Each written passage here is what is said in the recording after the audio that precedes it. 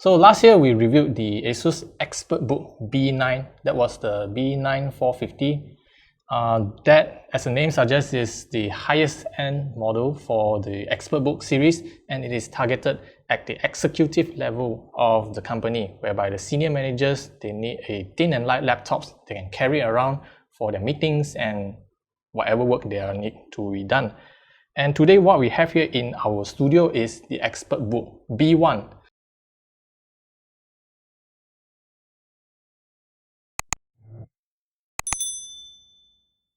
So the ExpertBook B1, and if you really can see what is going on, this is basically the same design as the B9, but with the exception that it is slightly thicker, heavier, and having a bigger screen.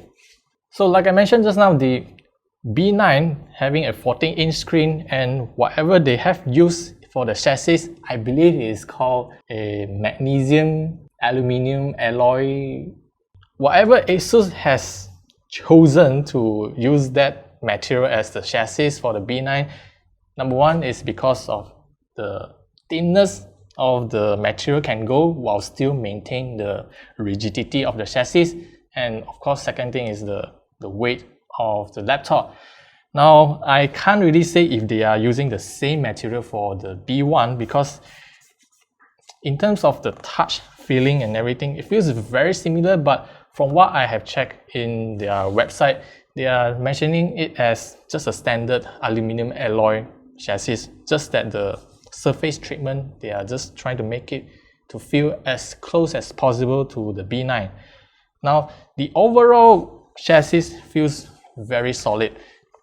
Although the bottom chassis is made out of plastic, but overall the strength of the chassis and the rigidity of this thing is beyond what I can say for a normal consumer laptop. This is really designed for those business users if they want to use it either in the office or they want to bring it out to the field. And the B1 is a direct competition to the Dell Latitude 3000 series laptops, and it is really meant for the executives, the operational levels, whereby they need a decent size screen. So that's why a 15.6-inch display is a must for them. And even the keyboard comes with a full-size keyboard, but the number pad, well, even though it is kind of cramped for the number pad, but at least you do get the option to input numbers quickly compared to whatever is on the typing row. Now, the keyboard is really nice to type on. It has great travel distance, and especially the surface area for each of the keys is really nice to touch on. Now, the trackpad itself is decent for everyday use.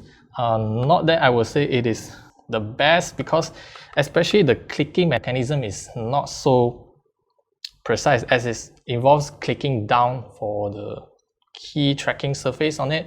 So you might feel some of it is not so balanced in terms of the left and right buttons. But for a work laptop, it is pretty decent as long as you can plug in a wireless mouse to it. The port selection is really nice on this one. It is a mix of modern and not so modern ports. On the left hand side, you do get a traditional barrel charging port and a USB Type-C that is supporting Thunderbolt 4. You even have a VGA port for those offices are still using VGA projectors. Yeah, and the HDMI port beside it. And there are also two USB Type-A port which is supporting up to 10 gigabits of transfer rate. On the right hand side, you have a USB 2.0 ports for your mouse and maybe external devices, combo audio jack, a micro SD card reader on this laptop.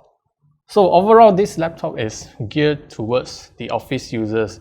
And at the top of the display is a HD camera, whereby they also comes with a privacy shutter, and you can actually just close it without having you to take a tape and then tape it up, and when you still need it, and then you have to rip it apart and then deal with all the gooey residues on it.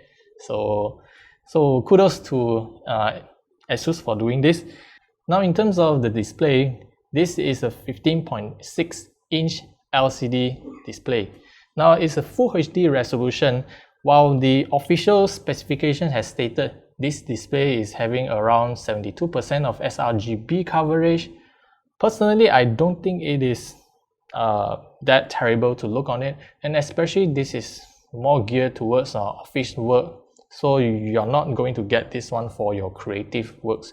This is basically going to use for all the office work like the Word management and the Excel files and everything like that. So alongside with all those, what you really need is the actual performance that comes with this device. So in terms of the CPU options, there are 3 different CPUs you can actually choose from, either the Core i3, Core i5 or Core i7. All of them are the 11th gen options, so they are very power efficient, and those are pretty much the best options you can get right now. And of course, this one, what we have here is the highest end model with the Core i7 1165 G7, and on top of that, it also comes with a dedicated NVIDIA GeForce MX 330 graphics, and it also comes with 16GB of DDR4 RAM. And on top of that, they also throw in a 1TB of SSD and 2TB of hard disk drive in this thing. So that shows how further you can actually customize this thing according to whatever you plan to offer for your staff to use. So we must discuss a little bit on the battery life. On paper, actually, if you just look at the specifications of this laptop, it actually comes with a 42 watt-hour battery. 42 watt-hour on a 15.6-inch device is not that big, because they need to sacrifice the space in it to accommodate a 2.5-inch drive bay. Now, some may comment about how this laptop is not going to be that good in terms of battery life, but in my actual test result, I actually used this laptop to type the reviews and everything like that. I managed to squeeze out about 8 to 9 hours for a single charge from this thing. So I think ASUS has done a really good job at balancing the performance as well as the battery life from this laptop. 42 watt-hour battery, 15.6-inch Full HD display, and Core i7, 2.6 of RAM, and even a 2.5-inch hard disk included in it, and I still can get 8 hours. This is pretty impressive, and that is pretty much whatever you need to get a full day work done. So good job, ASUS. At the end of the day, when we talk about the ExpertBook B1, a laptop that is designed for business use, we need to justify a few things why business will prefer to purchase this laptop instead of the standard consumer laptops. So number one is the customization options. For the ExpertBook B1, the price starts from 3,399 ringgit Malaysia, and that is of course the lowest end model and probably the Core i3, and I'm not too sure what kind of configurations they are going to include in that particular model, but the price goes up according to whatever you try to upgrade it, the CPU, the RAM, the storage, and everything like that. The second thing, which is I think the most important for business, why they want to invest in the ExpertBook line, is of course the after sales service. For a device to continue to work after they purchase it for their staff, it is very crucial for the company to actually support the device they have actually sold. So for ASUS, in this case, they offer this on-site service for the whatever ExpertBook they are actually offering to them, so they can pretty much get all the support they need as long as the device is under the warranty. So I believe that is all I want to share about my experience of using the ASUS ExpertBook B1, and there's a reason why I've been using the ExpertBook B9 as my everyday work laptop. So yeah, so do let us know what you guys think about the ASUS ExpertBook B1, and I'll see you guys in the next video.